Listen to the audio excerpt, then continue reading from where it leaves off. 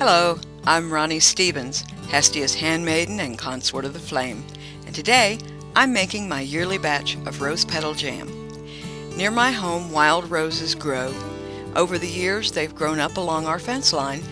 These are the classic, original, single wild roses. When people think of roses, they generally think of the hybrid tea bud in the flower shop. Truth is, that's a highly hybridized rose, and most of these varieties have been bred for looks rather than fragrance. Even then, most cultivated roses are fed or protected with various chemicals, herbicides, pesticides, and feeds, and you don't want to eat any of those. So a stand of wild roses in a place that doesn't get a lot of chemical treatments is a real treasure. These aren't ever-bearing roses. They bloom once a year for about 3 days, and then they're gone.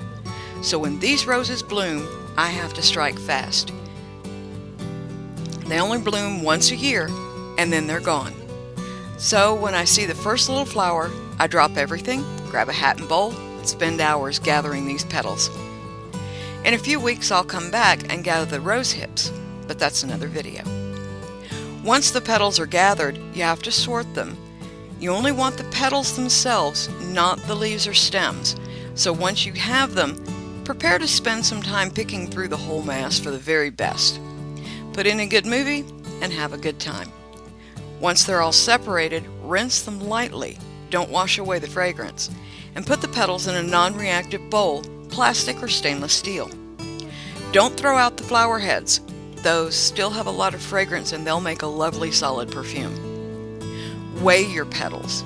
For every 2 ounces of petals, you'll need 1 to 2 cups of sugar depending on how sweet you want to make it.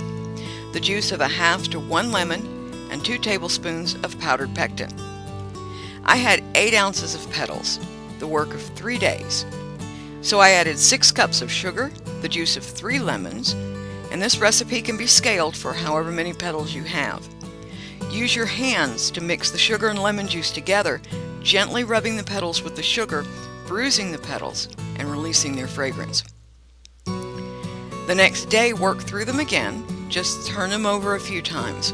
You'll see the juice being drawn from the petals. Roll the mass through your hands and just press them a little bit and knead them.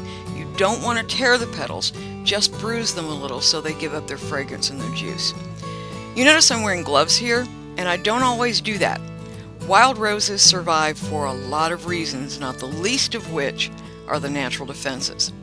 Nature takes her own for the treasure she gives, and when you cut a lemon, you find each and every one of those thorn marks. Cut and juice your lemons and make certain you take the seeds out of the juice, but the pulp is fine to go into the jam. I roll my lemon a few times on the countertop to loosen up the juices, and then cut off the top and squeeze out the juice, adding it to the jam.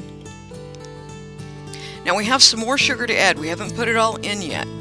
We didn't add it last night. We're going to add another cup of sugar, but not until we get to the boil. But to that cup of sugar, we're going to add the pectin. In a stainless steel stock pot or saucepan, we put our jam mixture, sugar, lemon, water, petals. Bring all of that to a slow simmer. If you have them, put a cast iron griddle between the stock pot and the stove eye. This helps disperse the heat and eliminates hot spots. Makes a huge difference in things that need a long, gentle cook, and it helps prevent scorching. If you plan to can your jam, put your jars in another stainless steel pot with plenty of water. Bring that to a boil while you're making the jam. Once that water is boiling for 5 minutes, turn down the heat on that pot to medium or low, keeping the jars hot. Do the same thing with the lids and rings in another saucepan. Bring your jam mixture to a boil and hold the temp there.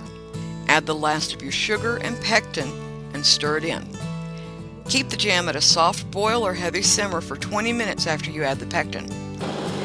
We're still waiting for the petals to come to a simmer, but one of the things we're doing while we're waiting, we're taking advantage of this time with the petals in the water, but before it started becoming all rambunctious, to come through and just kind of stir with a skewer these little bitty bits of green. Ideally, we've picked them all out. Once we pick the flowers, we go through and we pick out all the green and all the pink bits. But when you get it in the pot, you'll find that there are a few still there, And the easiest way to pull them out is just to reach in with a skewer, and you'll spot them. They just come to the surface, and as they work through, like anything does, that's one, in a soup, just pick them out and take them off and put them back, put them over to the side, and just keep stirring while it's still rather calm. Turn the heat in the jam to low. Start filling your jars. Take each jar from the water because you want them to still be hot. Using a canning funnel, fill each one of the jars to the fill line, not all the way to the top. From the other pot, the saucepan, grab a hot lid and a ring, tighten them down hand tight, but don't screw it super tight. It needs to be loose enough so that the air can escape in the water bath. Once all your jars are filled, and while they're still hot, put them back in the hot water. Make sure there's at least an inch of water over the tops of the jars and process in boiling water for 10 minutes at the boil. Don't start timing until the water comes to a complete boil. Once your processing time is finished, bring the jars from the hot water and put them on the counter, preferably on a towel to cool. Now sit down and rest, and in a few minutes you'll hear the sweet sound of pops and pings as the jars cool and each one seals itself.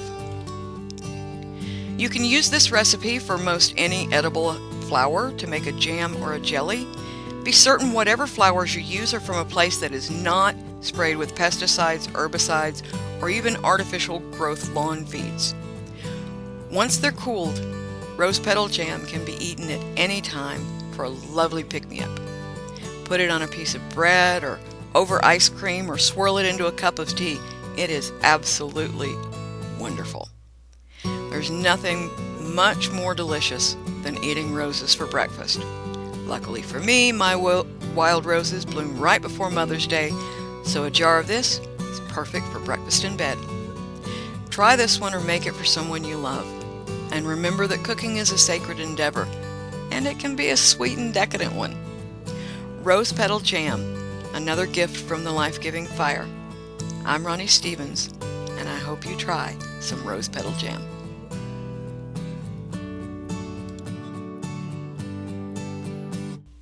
I hope you've enjoyed this video. Don't forget to subscribe to our channel for more tips, tricks, and recipes. I'm Ronnie Stevens, and this is from the Life-Giving Fire. We'll see you next time.